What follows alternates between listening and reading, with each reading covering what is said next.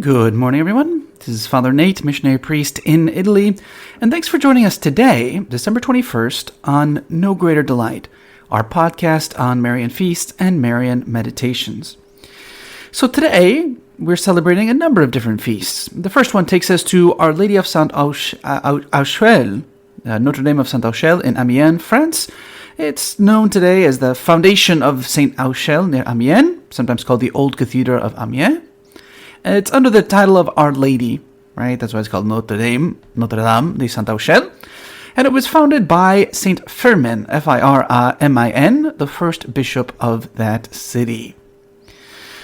Next stop, we go to Venezuela in Trujillo, where they celebrate La Virgen de la Paz.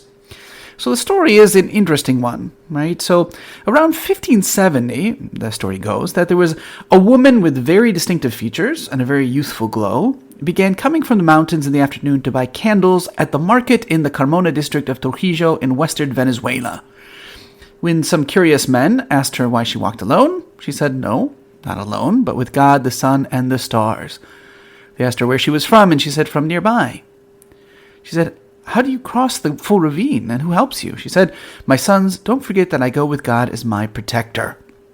Right? Now, one day, some of the townsfolk followed her and saw her disappear into a cleft in the rock. Then people noticed that the rock was sparkling and shining and decided that the mysterious maiden was not just some strange woman coming from over the mountain, but rather the Virgin Mary. Now, Our Lady's Rock became a place of devotion, right? To this day, large numbers of pilgrims gather at the cave, the rock, to place their votive offerings, to pray the rosary, and to sing hymns in thanks of favors granted, especially around the Feast of Our Lady of Peace, which is January 24th. So if that's the case, you might be wondering, well, what on earth does December 21st have to do? Well, it was on December 21st, 1983, that the president of Venezuela, Luis Herrera Campins, dedicated a huge statue to Our Lady of the Virgin of Peace on the rock above the cave, right? And really, this is a huge statue. Designed by architect Manuel de la Fuente, it's made of concrete on a steel frame. This statue weighs a whopping 1,323 tons and stands 154 feet tall. That makes it slightly taller than the Statue of Liberty, right? The lady extends one hand and holds a dove in the other. And, interestingly enough, visitors can go inside and look at 5 different lookout points to survey almost the entire state of Trujillo. And last but not least, we have the Magna Mater Austriae in Miracel, Austria. That means the Great Mother of Austria in Latin. So a monk, right, started they call him Brother Magnus, right, started a shrine in thanks for a miracle, and this goes all the way back to 1157, right? They celebrate her feast day, though, on September 8th.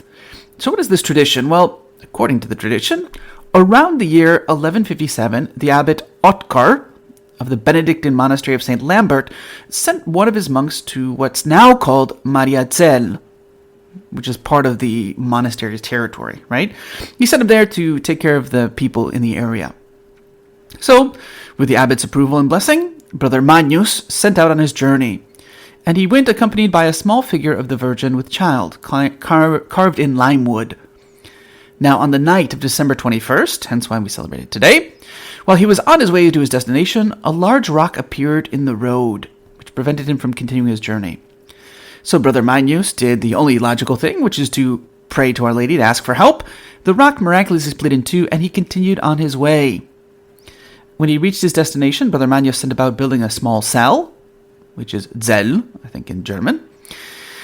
The name seems to have derived from this small room, right? It was his lodging, also a place of prayer. And what did he bring there? Of course, the carving of Mary. And that's why it has the name Mariazell, right? Like Mary's cell, right? Throughout the years, the fame of that place spread, thanks to numerous faithful, to whom the Virgin granted her graces.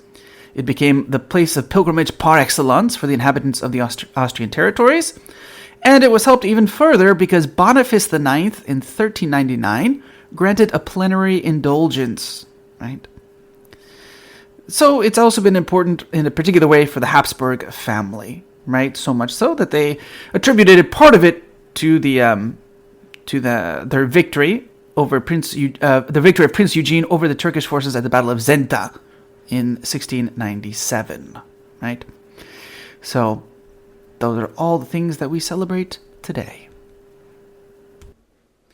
For today's reading from The Imitation of Mary by Alexandre de Rouville, we continue with Book 1, Life and Virtues of the Blessed Virgin Mary, from her Immaculate Conception to the Birth of Jesus. And today we'll read Chapter 3, Diligence in preserving sanctifying grace. So again, all these things about the imitation of Mary. Mary was conceived in God's grace. There was no trace of sin in her, nor any inclination to sin. Therefore, unlike us, she had no reason to fear falling into sin. Yet, if you were to judge by the way she acted, you would say that she had as much reason to fear it as we do, or even more than we do. She watched constantly over her own heart, as though creatures could have drawn her affections to themselves. She watched over her every word, as though she could not trust her tongue. In her conception, she was given all the privileges that go with sinlessness, yet she decided to live permanently as a penitent. We, on the contrary, are surrounded by flattering, treacherous enemies, whose sole aim is to use our natural weakness to bring about our fall. Yet we have no fear and are not watchful at all. We admit that we are weakness incarnate, yet frequently we expose ourselves to temptations that could bring down even the strongest soul. When weakness is compounded by presumption, does it not deserve to lose all that supports it and gives it strength? We carry the treasure of grace in a very weak vessel, that's 2 Corinthians 4:7, that can shatter when we least expect it. How many enemies are trying to snatch this treasure from us? Enemies within, enemies outside, enemies all around us. Within us, there are the passions we have not sufficiently mastered. Outside, the spirit of darkness. Around us, a corrupt world. Like a flame not fully extinguished, our passions can always be rekindled in light of fire. Even if we were, like St. Paul, snatched up to the third heaven, 2 Corinthians 12:3, we would still have to fear being cast down with the rebellious angels into the bottomless abyss. It is not enough to assure ourselves that our sentiments are heartfelt and our resolutions fervent. A single inopportune occasion is enough to destroy us. A single glance deprived David of the Lord's love. A Delilah can destroy even a Samson.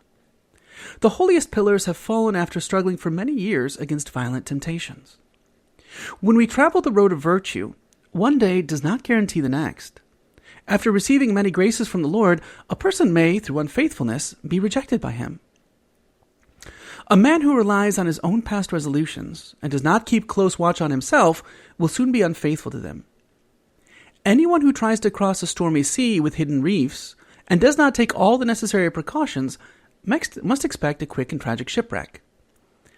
It is hard, I admit, to be forced to live in continual watchfulness over our inclinations so that we may overcome them. But no one has ever become a saint without vigilance and struggle. My God, fill me with holy fear of you.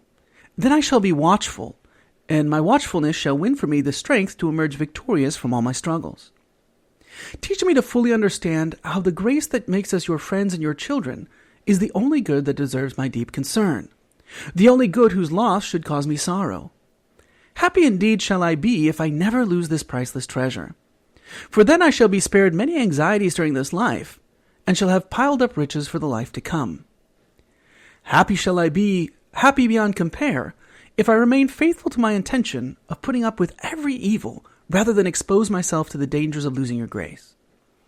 If I can guard this treasure, you will dwell in my soul. You will possess it by your presence, enlighten it with your wisdom, support it by your power, give it constant proofs of your tender love, and be yourself its reward in time and in eternity.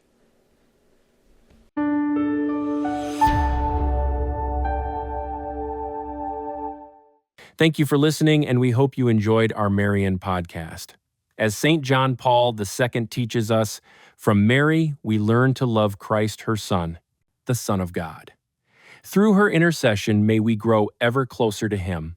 We encourage you to share this with a loved one or friend and help spread our devotion to Mary. Thank you, and God bless.